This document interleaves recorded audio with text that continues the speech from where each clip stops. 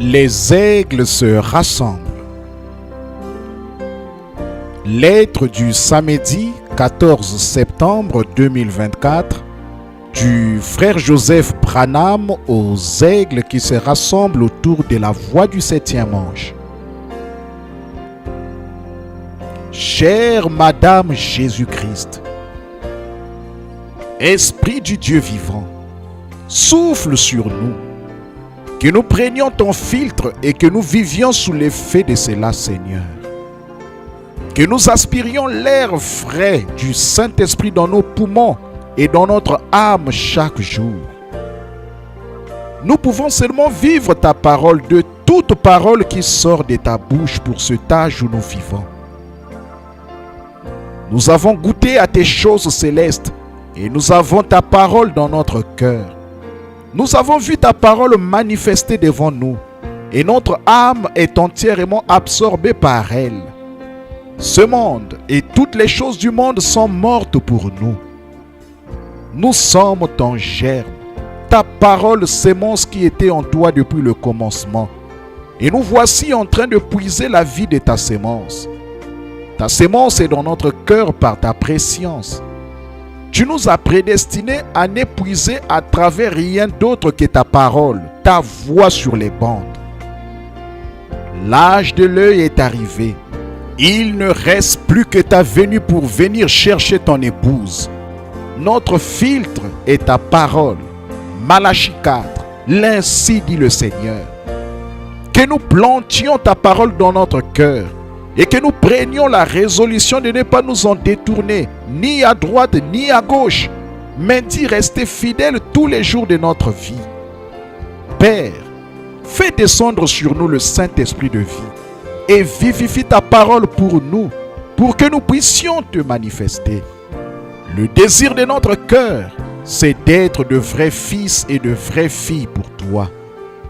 Nous sommes assis dans la présence de ta voix, en train de mûrir et de nous préparer pour notre imminent souper de noces avec toi. Les nations se démembrent, le monde se disloque, des tremblements de terre secouent la Californie comme tu nous as dit que cela arriverait. Nous savons que très bientôt un immense bloc mesurant 2400 km de long et 480 à 640 km de large s'enfoncera à une profondeur de peut-être 65 km dans cette grande faille là-bas. Les vagues se lanceront jusque dans l'État du Kentucky et à ce moment-là, ça secouera le monde si violemment que tout ce qui se trouve à sa surface s'écroulera. Ton dernier avertissement retentit. Le monde est dans le chaos total. Mais pendant tout ce temps, ton épouse se repose sur toi et sur ta parole. Nous sommes assis ensemble dans les lieux célestes alors que tu nous parles et nous apportes du réconfort en chemin. Combien nous sommes reconnaissants, Père, de pouvoir simplement appuyer sur play et entendre ta voix nous parler, nous encourager, nous dire. Écriture. Ne crains point, petit troupeau. Tout ce que je suis, vous en êtes héritier. Tout mon pouvoir vous appartient. Ma toute-puissance est à vous, alors que je suis au milieu de vous. Je ne suis pas venu apporter la crainte et l'échec, mais l'amour, le courage et la capacité. Tout pouvoir m'a été donné, et c'est à vous qu'il appartient de l'utiliser. Prononcez la parole et je l'accomplirai. C'est mon alliance et elle est infaillible. Fin de citation, frère Joseph continue. Ô Père, nous n'avons rien à craindre. Tu nous donnes ton amour, ton courage et ta capacité. Ta parole est en nous et il nous appartient de l'utiliser quand nous en avons besoin. Nous la prononçons et tu l'accompliras. C'est ton alliance et elle est infaillible. Les mots d'un mortel ne peuvent pas exprimer ce que nous ressentons, Père. Mais nous savons que tu vois dans notre cœur et dans notre âme, car nous sommes une partie de toi.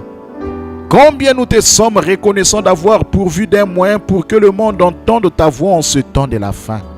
Chaque semaine, tu invites le monde entier à s'assembler pour entendre ton ange messager, alors que tu nous nourris de ta nourriture de brebis, qui a été emmagasiné pour nous soutenir jusqu'à ce que tu reviennes nous chercher. Nous t'aimons, Père. Frère Joseph Branham. Message. Le filtre d'un homme qui réfléchit. Du 22 8e mois 1965. Heure 12h pile. Heure de Jeffersonville. Passage des Écritures à lire. Nombre le chapitre 19, le verset 9. Éphésiens le chapitre 5, le verset 22 à 26. Que le Très-Haut vous bénisse richement.